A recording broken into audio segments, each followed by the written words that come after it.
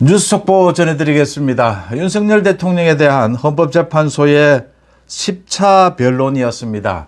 잠시 전에 끝이 났습니다.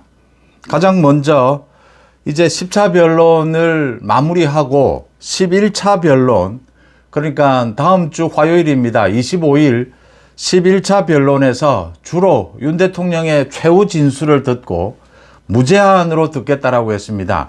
윤 대통령의 최후 진술을 듣고 헌법재판소의 이 탄핵 심리를 모두 끝내겠다라고 했습니다. 그렇게 되면 다음 달 10일 중순, 다음 달 중순에 윤 대통령에 대한 이 파면 여부가 결정될 것으로 보입니다.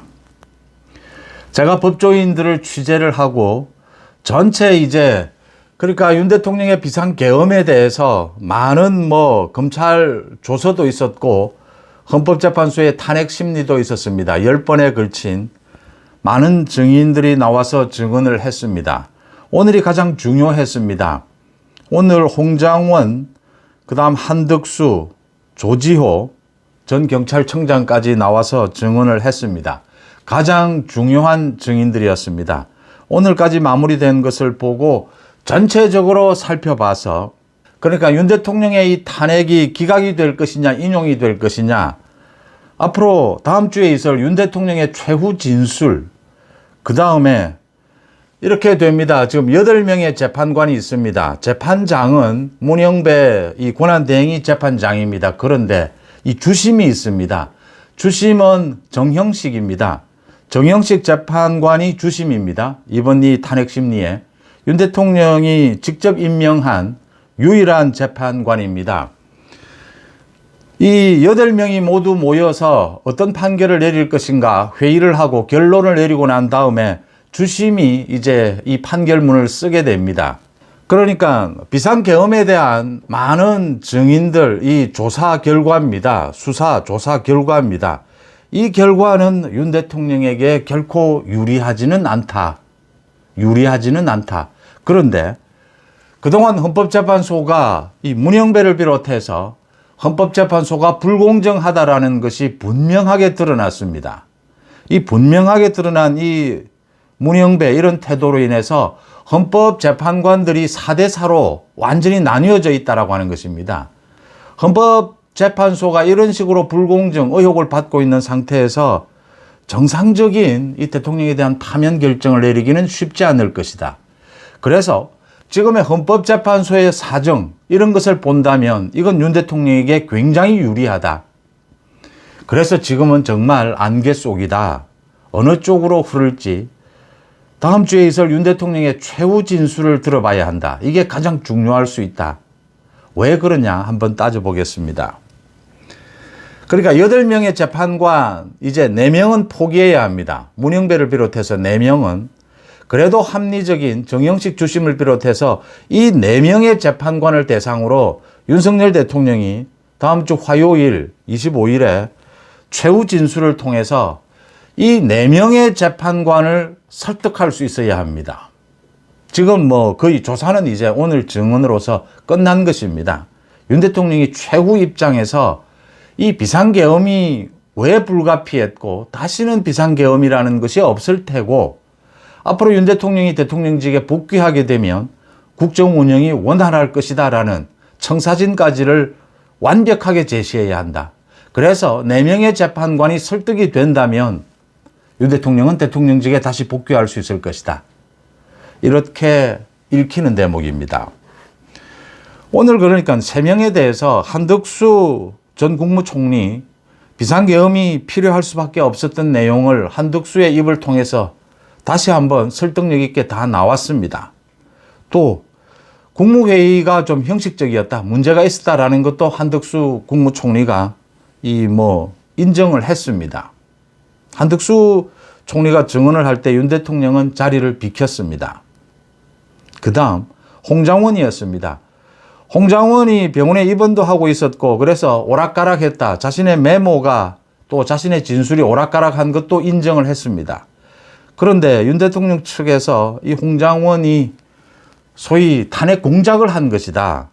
홍장원이 민주당과 결탁이 되어 있어서 해임이 되고 난 이후에 이 탄핵 공작을 한 것이고 홍장원 자신이 자신의 진술이나 메모의 신뢰성을 먼저 떨어뜨렸다라는 걸 인정도 했습니다. 또 병원에 입원 중이어서 굉장히 정신적으로 뭐 오락가락하는 상태였다라는 것도 인정이 됐습니다. 그 다음 조지호입니다. 조지호 전 경찰청장은 윤 대통령과 통화를 하면서 국회의원들을 잡아들여라 라고 하는 이 진술 거부를 했습니다. 검찰에서 조사를 받았고 재판 중이어서 진술 거부를 하겠다라고 했습니다. 이건 또 윤 대통령에게 좀 불리합니다. 진술 거부를 할 수 있습니다. 이 재판 중이기 때문에. 그런데 조지호가 명료하게 이걸 해명을 했으면 더 좋았을 텐데 진술 거부를 하면서 이게 윤 대통령, 그러니까 국회의원 체포 지시가 일부 있었던 것이 아니냐라는 걸로 읽힐 대목입니다. 그런데 홍장원의 메모, 이게 잘못됐다라고 하는 것이 드러난 만큼 이게 그러니까 여인형 방첩사령관입니다. 윤 대통령이 여인형 방첩사령관에게 지시한 것은 이 체포 지시가 아니고 동향 파악이었다. 이 동향 파악이 말이 이렇게 전달이 되면서 이 홍장원에게 가서 이렇게 체포 지시, 체포 명단으로 변질이 되고 조작이 되었다라는 부분이었습니다. 그래서 조지호 경찰청장에 대해서도 동향 파악 정도, 조지호가 그러니까 오늘 그렇게 명료하게 밝혔으면 좋았을 것인데 진술을 거부했습니다. 일단 조지호의 이 진술 거부는 그렇게 유리한 것은 아닙니다. 윤 대통령에게.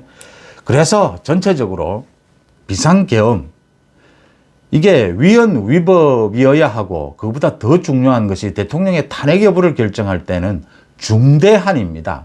이게 노무현 전 대통령의 탄핵 때 나왔던 표현입니다. 중대한 위법 위헌이 있어야 합니다. 적어도 대통령을 파면하기 위해서는 중대했느냐 중대하지 않았느냐, 이게 가장 중요한 기준입니다. 오늘 윤 대통령 측이 이야기한 것입니다. 국가 비상사태였다. 이게 계엄군을 동원할 정도의 이 국가 비상사태였느냐, 군의 동원이 필요했느냐 라는 부분. 그러니까 이 비상계엄이 2시간이 지난 다음에 해제가 됐고 이 사이에 뭐 국회를 장악하려고 했다라든지 포고령이 좀 문제가 있다라든지 뭐 이런 것들 증언이 엇갈리고 하는 부분들이 오늘까지 이제 뭐 거의 해명이 된 셈입니다. 그래서 전체적으로 봤을 때 이 계엄의 부적절성까지를 계산을 한다면 이게 중대한 위헌이었느냐라는 부분에서는 이 전체 상황을 고려했을 때 윤 대통령 측에 조금 불리할 수 있다. 이 계엄, 비상계엄의 선포는 부적절했다. 그 뒤에 많은 것들이 해명되기는 했지만 또 윤 대통령이 이 국정마비에 대해서, 야당의 국정마비에 대해서 비상계엄이 아니고서는 다른 방법이 없었다라는 것이 인정된다 하더라도 윤 대통령에게 결코 유리하지는 않다, 이렇게 보입니다. 말씀드린 대로 문제는 지금 8명의 재판관이 딱 반으로 나뉘어져 있다라고 하는 것입니다. 이걸 자초한 것은 문영배입니다. 문영배의 불공정성으로 인해서 지금 헌법재판관이 4대4로 딱 나뉘어져 있는 분위기입니다. 그래서 정영식 주심을 비롯해서 이 합리적인 재판관 4명을 어떻게 설득할 수 있느냐.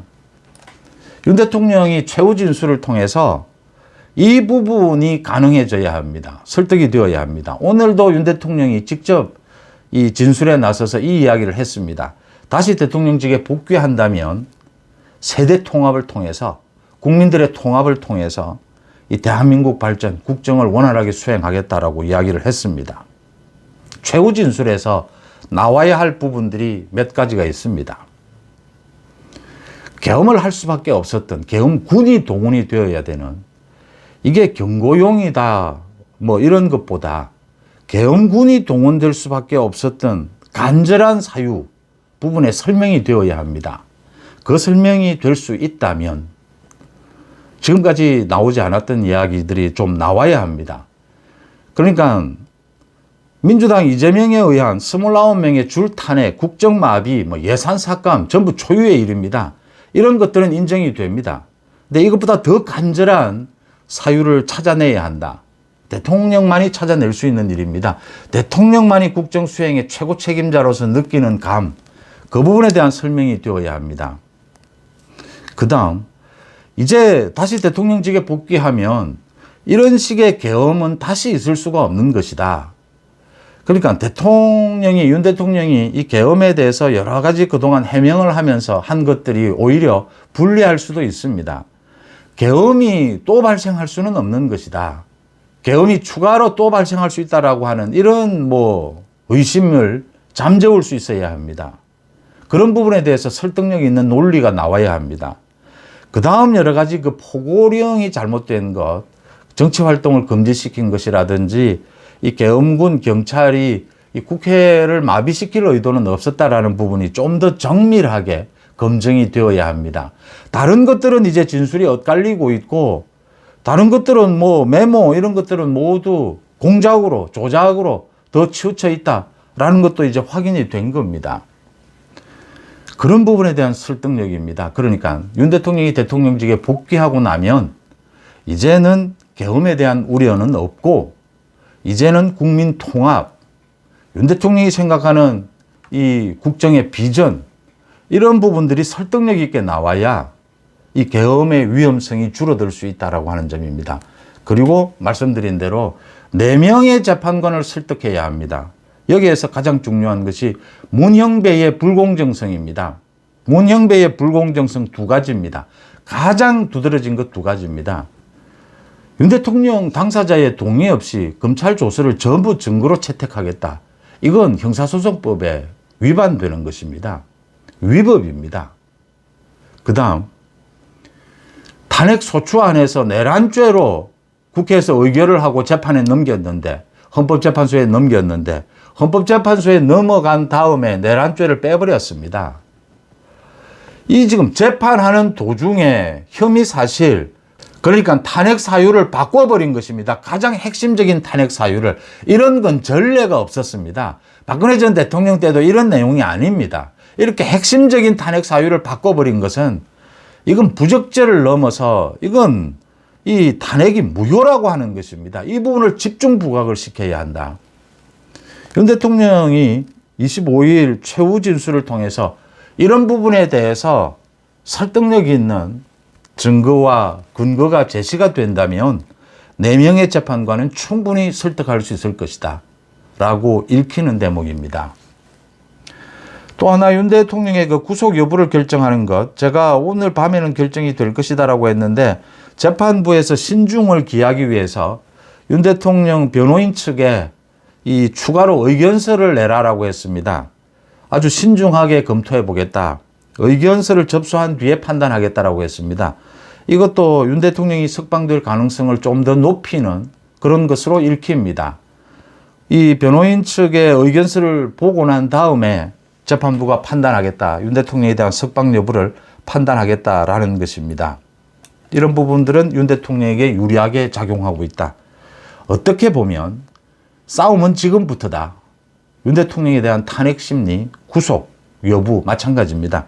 지금부터 윤 대통령이 지금까지의 윤 대통령이 해왔던 이 재판 전략, 대응 전략, 이 부분을 좀 수정해서라도 25일 최후 진술에서는 윤 대통령이 대통령직에 왜 복귀를 해야 하는지, 복귀를 하면 이제 계엄이란 이런 우려는 없어지는 것이고, 앞으로 국정 운영이 얼마나 원활해질 것인지 이 부분에 대한 명쾌한, 오늘 재판부가 시간에 제한도 두지 않겠다라고 했습니다.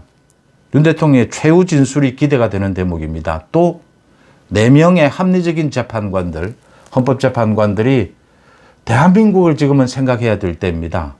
헌법재판소가 무너지게 되면 이건 헌법재판소와 대법원은 대한민국의 이 법치, 사법 시스템을 지탱하는 마지막 보루입니다. 헌법재판소가 무너진다면 도대체 대한민국의 근간이 되는 헌법이 무너지게 되는 것입니다. 이 부분에 대해서 4명의 재판관이 현명한 판단을 하게 될 것이다. 그래서 전체적으로 희망이 있다. 윤 대통령이 대통령직에 복귀할 희망이 커졌다. 또 석방될 가능성도 커졌다. 이렇게 읽히는 하루였습니다. 여러분들은 어떻게 보셨습니까? 송은재TV 마칩니다. 고맙습니다.